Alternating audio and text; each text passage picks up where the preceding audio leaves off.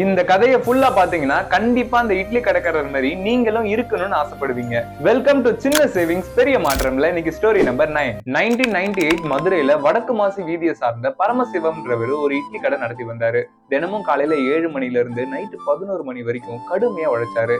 என்னதான் அவரோட வருமானம் கம்மியா இருந்தாலும் இவரோட அதிகபட்ச ஆசையே மனைவியும் தன்னோட 3 மகள்களையும் சந்தோஷமா வச்சிருக்கணும்ன்றதுதான். இதுக்காகவே கடுமையா உழைச்சு தினமும் வரக்கூடிய வருமானத்துல இருந்து ஒரு பகுதியை ஒதுக்கி மாதந்தோறும் 5 சவரன் நகை வாங்கி சேர்த்து வைக்கலாம் முடிவு பண்ணாரு.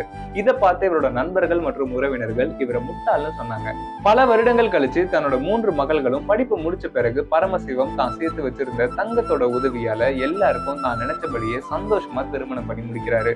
இது எல்லாத்துக்கும் முக்கியமான காரணம் அன்னைக்கு அவர் எடுத்த ஸ்ட்ராங்கான டெசிஷன் தான். இன்னைக்கு இட்லி கடை பரமசிவம் மறைஞ்சிருந்தாலும் அவரோட சேமிப்பு பழக்கம் பல மடங்கு வளர்ந்திருக்கு. அண்ட் அவங்க மொத்த குடும்பத்துக்கும் அது ரொம்பவே ஹெல்ப்ஃபுல்லா இருக்கு. நீங்களும் தங்கத்துல முதலீடு செய்ய ஆரம்பிச்சீங்கன்னா பின்னாடி இட்லி கடை பரமசிவம் மாதிரி சந்தோஷமான வாழ்க்கையை அனுபவிக்கலாம். இன்னும் எதுக்கு யோசிச்சுட்டு இருக்கீங்க?